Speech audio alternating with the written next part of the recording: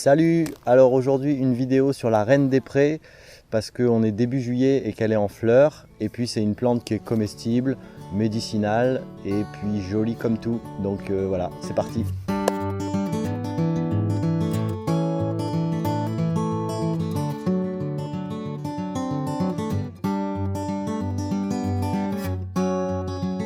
Alors le nom de reine des prés, il n'y a pas tellement de mystère derrière ce nom, c'est juste qu'elle est belle comme une reine et puis qu'elle pousse dans les prés, voilà tout simplement. Elle ne pousse pas que dans les prés, et si elle pousse dans les prés, ça va être plutôt des prés humides, mais bon, on la trouve quand même dans des prés, donc ça marche. Alors son ancien nom latin, c'était Spirea ulmaria, ce qui a donné en français Spirée ulmer. Et le mot spirea, en fait, il vient de la forme des fruits. Si on regarde, c'est des petites boulettes de fruits agglomérées les uns contre les autres. Et chaque fruit est torsadé en hélice. Et donc ça fait comme des petites spirales. Donc ça a donné spirée, spirea. Alors à propos de ce nom spirea, je vais commencer par le début. En fait, dès l'Antiquité, on connaissait les vertus de l'écorce de saule, comme antidouleur principalement. Et plus tard, on a extrait la molécule responsable de ça, qui est l'acide salicylique. Plus tard encore, on a synthétisé l'acide salicylique. Et quand on le synthétise, en fait, me demandez pas pourquoi, comment, je suis vraiment pas calé en chimie, mais en tout cas, à la synthèse de l'acide salicylique, on lui ajoute un groupe acétyl et on obtient l'acide acétylsalicylique. Voilà, peut-être que ça vous parle. Et après, voilà, au 19e siècle, on s'est rendu compte que dans la reine des prés, quand on la sèche ou quand on la consomme, elle libère de l'acide spirique, ce qu'on a appelé l'acide spirique, et qui en fait est exactement la même molécule que l'acide salicylique. C'est exactement la même chose, donc les mêmes effets, etc. Et donc voilà, pareil, on a synthétisé l'acide spirique et ça a donné l'acide acétylspirique. Fin 19e siècle, c'est le gentil laboratoire Bayer qui a déposé un brevet sur cette molécule, et qui l'a baptisé en prenant le A de acétyl, le spire de acide spirique, et qui a donné l'aspirine. Ouais, au passage, à la même époque, ils avaient déposé aussi un brevet sur une autre molécule qu'ils ont baptisée héroïne, et qui servait, qui était vendue en tout cas comme médicament contre la toux pour les tuberculeux et pour les pneumonies. Ça n'a pas duré longtemps, ça a duré une douzaine d'années, parce qu'ils se sont rendus compte qu'il y avait des petits soucis. Donc aujourd'hui, la reine des prés, c'est plus une spirée, elle fait plus partie du genre Spirea. Dans le genre Spirea, on a on va dire les vrais spirées, ce qu'on appelle aujourd'hui les spirées, que vous connaissez peut-être. C'est des arbustes et des arbrisseaux qui font des grappes de fleurs blanches ou roses. En France, on a une seule espèce indigène qui est la spirée à feuilles de millepertuis. Et après, toutes celles qu'on connaît mieux, qui sont des arbustes ornementaux qu'on trouve dans les jardins, voilà, c'est des spirées qui viennent plutôt du Japon ou d'Amérique du Nord. Aujourd'hui, le nom scientifique de la reine des prés, c'est Filipendula ulmaria. Filipendula, ça veut dire suspendu à un fil, parce qu'en fait, si on regarde les parties souterraines de la reine des prés, on va voir ces petits tubercules là. Si j'avais pris le temps de nettoyer un petit peu délicatement, on aurait vu que les tubercules sont reliés à un fin réseau de petites racines très très très fines. Et on a un peu l'impression que ces tubercules sont suspendus à des fils, donc ça a donné le nom Filipendula.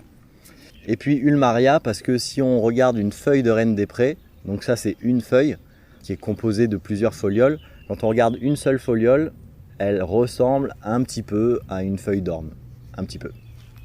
Ce nom-là, en français, on l'a traduit par la Filipendule ulmer, c'est un nom que vous pouvez trouver parfois, c'est quand même un peu moins poétique que reine des prés, et c'est moins poétique aussi que que certains noms étrangers, les noms anglais de la reine des prés par exemple, c'est Meadowsweet ou Honey Sweet, qui se traduit par douceur de miel ou douceur des prés. Voilà, c'est plutôt mignon.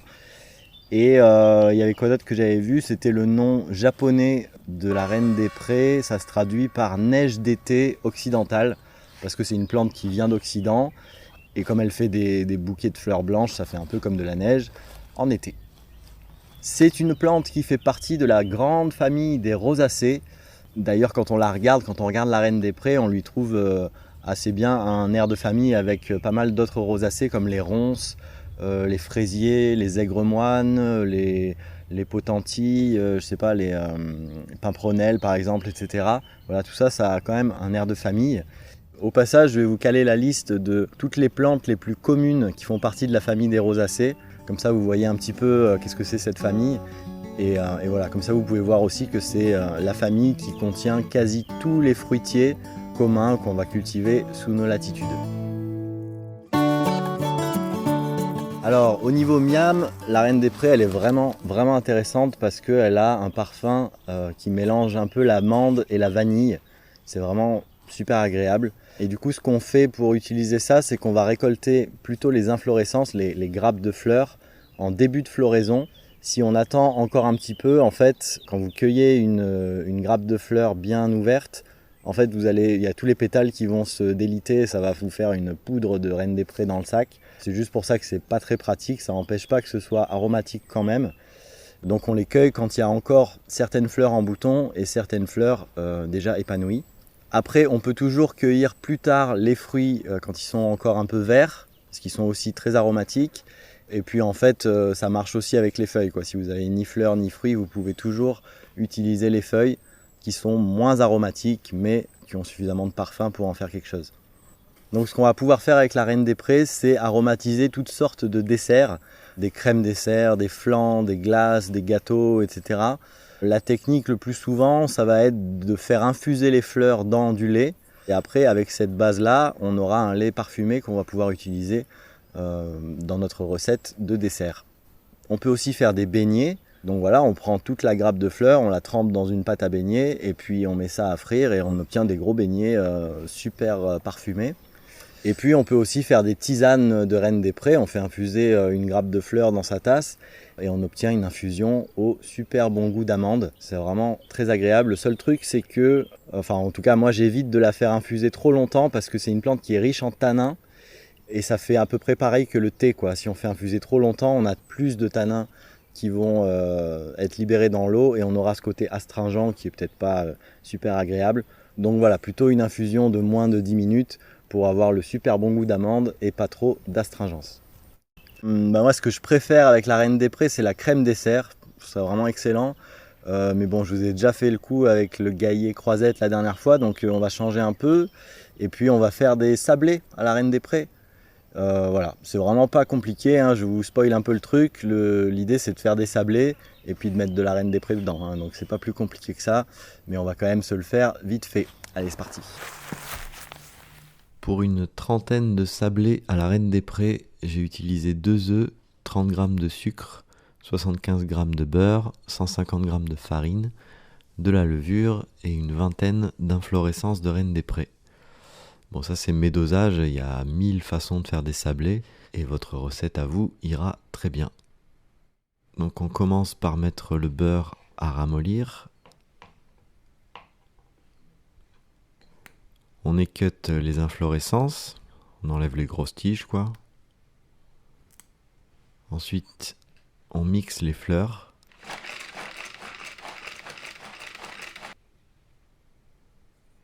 On mélange les œufs.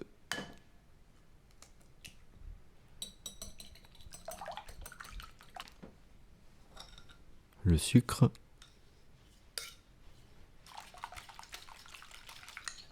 Le beurre ramolli. Les fleurs, la farine et la levure. Et ensuite on malaxe jusqu'à obtenir une boule de pâte homogène. On abaisse la pâte jusqu'à 5 mm à peu près.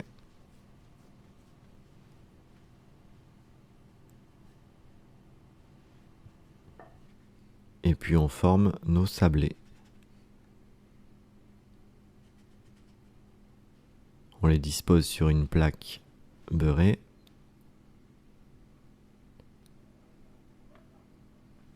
Et on enfourne 12 minutes à 185 degrés. Et moi je crois qu'en rajoutant un petit palais de chocolat comme ça, incrusté dans les sablés avant de les cuire, ça peut être pas mal. Et voilà.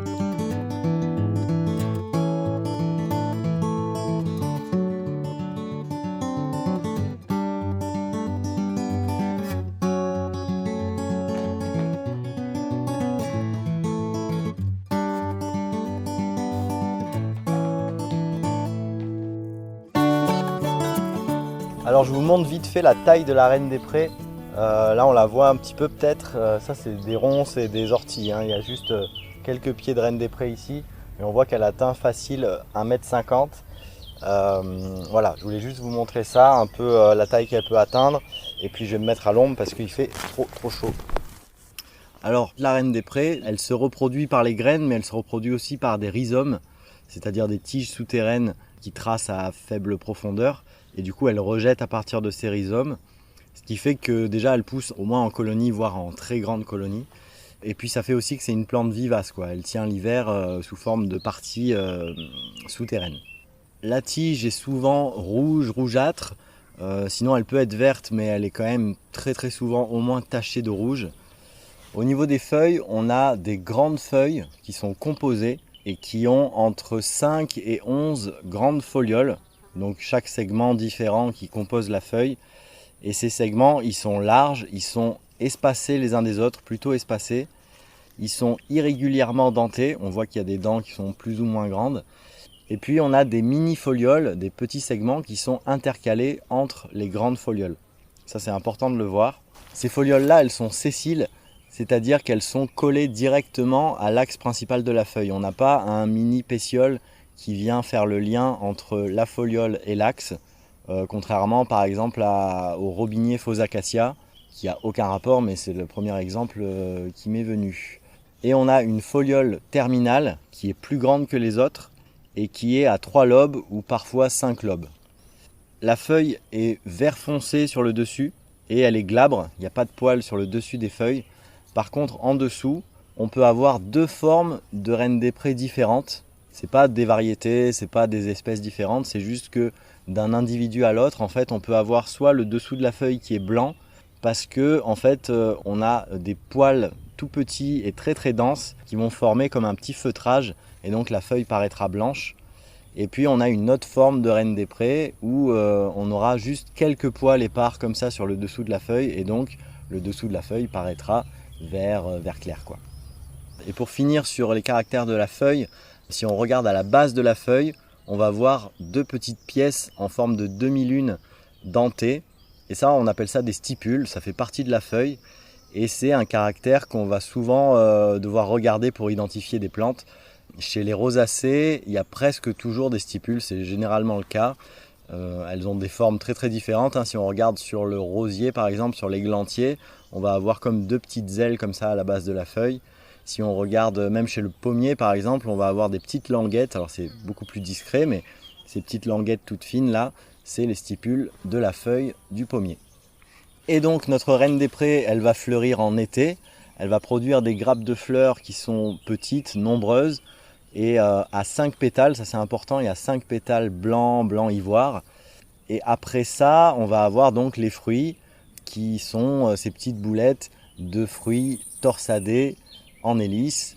Et puis que ce soit les fleurs ou les fruits, on va avoir ce parfum caractéristique qui va aider à la reconnaissance, qui va être donc, comme je disais, un parfum entre l'amande et la vanille ou un parfum d'aspirine. Ça dépend un petit peu de votre vécu olfactif. Alors au niveau des confusions possibles, c'est pas trop compliqué de reconnaître la reine des prés. On a une seule autre espèce de filipendule en France, Filipendula vulgaris, qu'on appelle aussi, qu'on appelle la spirée filipendule ou la filipendule commune. C'est une plante qu'on va plutôt trouver dans des milieux chauds, calcaires. Elle résiste bien mieux à la sécheresse que la reine des prés. Donc voilà, déjà rien qu'au niveau du milieu, ça va être plus facile. Moi, je ne l'ai pas cherché partout. Le seul endroit où je l'ai croisé ici en Corrèze, c'est sur des landes pas très loin d'ici, où c'est des affleurements rocheux très secs. Et là, il y a de la spirée filipendule qui pousse. Aucune chance de trouver de la reine des prés à cet endroit-là. La reine des prés, il lui faut de l'humidité. Après, au niveau de l'aspect, au niveau de l'odeur, au niveau des vertus, c'est quand même 2 plantes qui sont assez proches. Si vous avez un doute au niveau de l'habitat, en fait, vous pouvez regarder les feuilles les plus basses de la plante. Chez la reine des prés, on aura entre 5 et 11 folioles par feuille, alors que chez la spirée filipendule, on en aura minimum 11. C'est des feuilles qui sont beaucoup plus fournies. Et puis si vous avez les fleurs, la spirée filipendule, elle a des fleurs à 6 pétales, ce qui est assez rare chez les rosacées. Et puis les fruits ne sont pas torsadés en fait, ils sont droits. ce qui fait que ça fait ces espèces de petites couronnes de fruits droits, quoi. Par contre, on a plusieurs autres plantes de la famille des rosacées où on a cette alternance dans les feuilles entre des grandes folioles et des toutes petites intercalées comme ça. On a l'aigre-moine élevé, l'aigre-moine eupatoire, la benoîte des ruisseaux qui fait ça un petit peu aussi, et la benoîte des montagnes, et puis la potentille ansérine. Voilà, c'est les 5 autres espèces qui vont faire cette alternance-là. Si vous avez les fleurs et les fruits, il n'y a aucun souci, vous verrez que ça n'a vraiment rien à voir avec la reine des prés. Et si vous n'avez pas les fleurs et les fruits, les caractères que je vous ai donnés avant sur la forme de la feuille, les couleurs, etc., ça élimine aussi toute confusion possible, donc il n'y a pas de souci. Au niveau de l'habitat, la reine des prés, on la trouve sur des sols qui sont au minimum bien frais, voire gorgés d'eau, inondés. Donc ça va être au bord de l'eau, au niveau des sources, dans des fossés humides. On va la trouver aussi dans des marécages avec une végétation type grand carex, salicaire, prêle des rivières, populage, voilà. Je sais pas si ça vous parle tout ça, mais en tout cas c'est des végétations de sol bien humides. On va la trouver aussi dans des végétations qu'on appelle des mégaphorbiers. Alors la mégaphorbier, en fait, c'est une friche humide préforestière dans laquelle on va trouver des grandes plantes qui font des grosses feuilles. On a de la végétation jusque là. Et du coup, ça va être par exemple de l'angélique, de l'ortie, de la berce, de l'épilobe, qu'est-ce qu'on a d'autre, de la consoude, enfin voilà, ce genre de choses. Et donc voilà, c'est des végétations luxuriantes, humides, dans lesquelles on va trouver de la reine des prés. C'est une plante qui pousse aussi à mi-ombre, donc on va la trouver aussi dans des forêts plus ou moins marécageuses. Du coup, ça va être des forêts d'aulnes, de saules ou de frênes. Alors au niveau de sa répartition, c'est une plante qu'on va trouver partout en France, sauf en Corse, dans les plaines méditerranéennes et puis en haute montagne. Au-delà de 1700 mètres, normalement, on la trouve plus. Et après, au niveau mondial, c'est un peu compliqué d'avoir des infos précises. Enfin, pour moi, en tout cas. Du coup, ce que je sais, c'est qu'on la trouve dans toute l'Europe. On la trouve aussi, ça s'étend sur l'ouest de l'Asie, mais je ne sais pas jusqu'où exactement. Peut-être que ça s'étend un peu plus vers l'est, mais pas sûr. Elle est notée aussi comme présente en Afrique du Nord, mais je ne sais pas où. Voilà. Et par contre, elle a été introduite en Amérique du Nord. Donc on la trouve au moins dans l'est du Canada et des États-Unis. Et peut-être que ça s'étend un petit peu selon les cartes, c'est juste confiné sur l'est de ces pays-là, soit ça avance un peu plus vers l'ouest. À part ça, c'est une plante qui est en forte régression parce que c'est une plante de zone humide et que les zones humides sont en forte régression. En fait, c'est des milieux qui sont régulièrement détruits, un peu par l'urbanisation, mais surtout par à cause de notre modèle agricole dominant, qui a tendance à drainer ces zones-là pour installer des cultures ou des pâturages. Et voilà, du coup, c'est une espèce qui n'est pas sur liste rouge, elle n'est pas protégée en France et elle n'est pas considérée comme menacée pour l'instant. Par contre, voilà, on sait qu'elle régresse petit à petit et je trouve ça important, intéressant d'avoir ça en tête, surtout si vous en cueillez ou si vous en avez chez vous. Peut-être que vous aurez envie de la préserver.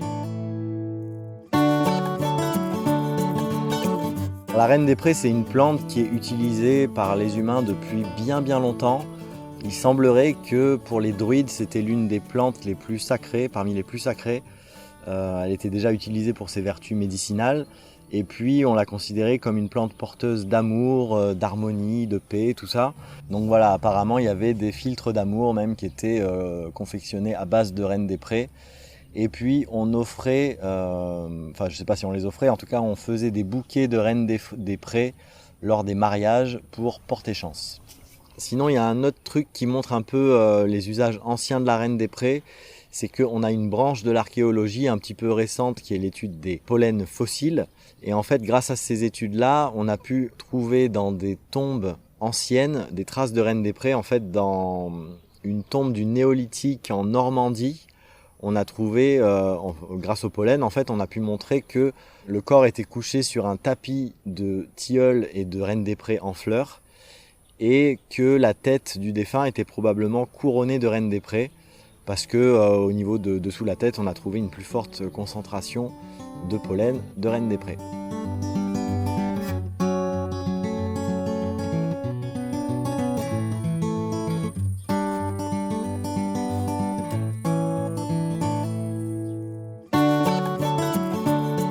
Alors la reine des prés, c'est une plante médicinale assez connue en fait, déjà parce qu'elle a en gros toutes les vertus de l'aspirine. Donc elle est anticoagulante, elle est antidouleur, anti-inflammatoire et elle fait baisser la fièvre. Donc tout ça, ça fait qu'on peut l'utiliser contre les rhumatismes, on peut l'utiliser pour plein de types de douleurs différentes, les douleurs articulaires, tendineuses, musculaires, migraineuses, etc. On l'utilise aussi pour les règles douloureuses, parce qu'elle a aussi des vertus antispasmodiques. Et puis on l'utilise aussi comme décongestionnant, alors j'ai plus le nom, mais c'est toujours dans le cadre des règles, quand on a une accumulation de sang au niveau des veines du bas-ventre. L'autre intérêt, on va dire, principal de la reine des prés, au niveau de ses vertus, c'est qu'elle contient des flavonoïdes qui ont une action drainante. En fait, du coup, ça fait que la plante est un bon diurétique et on va l'utiliser pour tout ce qui est problème de rétention d'eau, pour éliminer les déchets, les toxines des reins. Et au passage, ça va avoir un effet désacidifiant sur l'organisme, ce qui peut être intéressant parce qu'en fait, ça diminue les risques d'inflammation et les risques de rhumatisme qui peuvent être liés à un problème d'acidité de terrain. Il y a une tisane un petit peu connue qu'on appelle la tisane du centenaire. Alors vous trouverez plein de recettes différentes avec plein de plantes différentes. Une des plus simples, c'est un mix de feuilles de frêne, feuilles de cassis et fleurs de reine des prés. Et là, vous avez 3 plantes qui sont d'excellents diurétiques et d'excellents anti-inflammatoires. Et du coup, ça va agir sur les douleurs articulaires, sur les rhumatismes, sur la rétention d'eau, ça va nettoyer les reins, tout ça. Et donc, avec ça, vous êtes parti pour un siècle. On peut aussi utiliser la plante en externe. Moi, ce que je connais, c'est le macérat huileux à la reine des prés. D'accord, les fleurs macérées dans de l'huile. Avec ça, on peut faire du baume à la reine des prés. Et donc, ça va être utile en massage sur les douleurs articulaires, pour les problèmes de rétention d'eau et pour favoriser la circulation veineuse. Avec la reine des prés, vous pouvez aussi aromatiser votre dentifrice. Vous trouverez facilement sur internet ou dans des bouquins zéro déchet des recettes de dentifrice maison. À ça, vous pouvez rajouter une petite pincée de reine des prés. Vous faites sécher des fleurs et vous les réduisez en poudre bien fin, parce que l'idée c'est pas d'avoir des morceaux de reine des prés partout entre les dents à chaque fois que vous les brossez. Et du coup vous aurez le côté aromatique sympa et en plus un effet protecteur des gencives anti-inflammatoire. Voilà, donc c'est plutôt cool.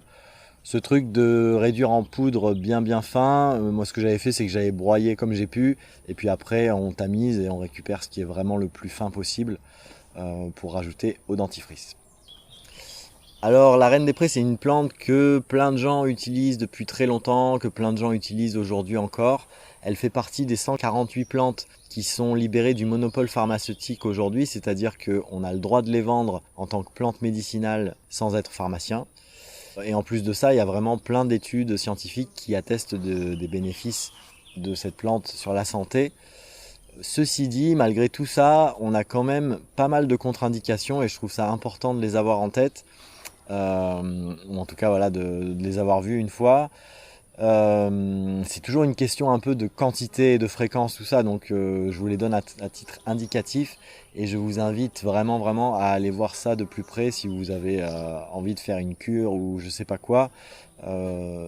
J'ai envie de croire que vous ne suffirez pas de cette vidéo pour commencer votre cure.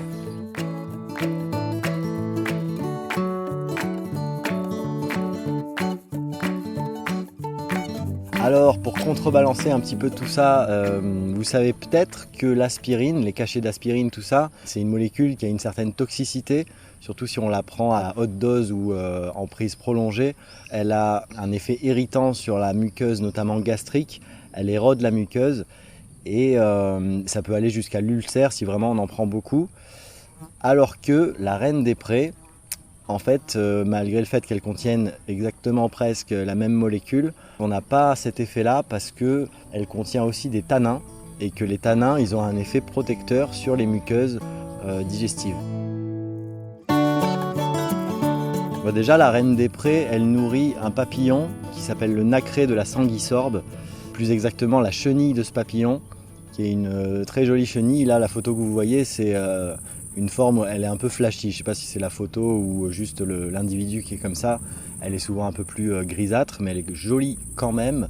C'est un papillon, une chenille qui se nourrit uniquement de pimprenelles, qu'on appelle aussi sanguisorbes, de ronces, mais surtout de reine des prés en fait. Donc la raréfaction de la reine des prés, entre autres, fait que ce papillon, il est sur la liste rouge des espèces menacées dans plusieurs régions. Alors j'ai pas la liste en tête, je vous la mets par là. Hop.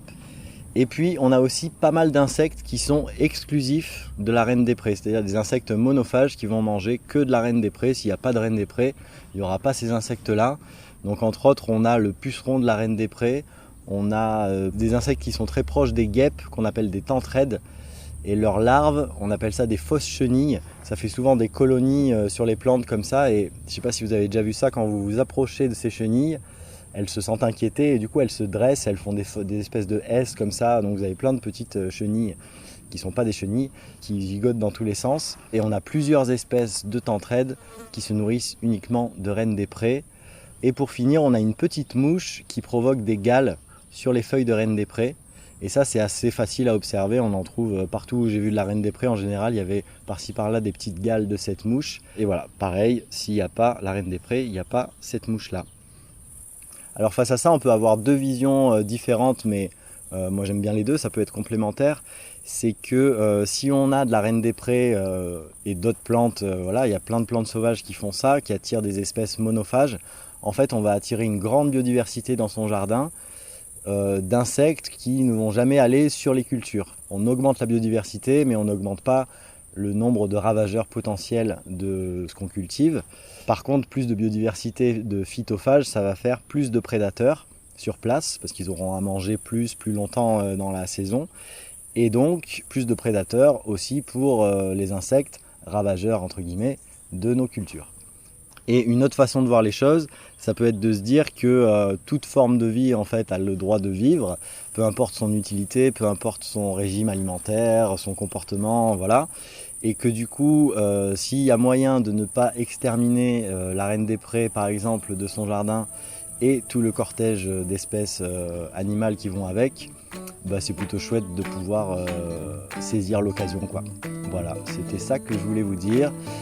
Et puis c'est tout, je conclue là-dessus. Je vous remercie beaucoup d'avoir suivi cette vidéo. Merci aussi à tous ceux et toutes celles qui soutiennent la chaîne. Et puis je vous dis à bientôt pour une prochaine vidéo. Salut!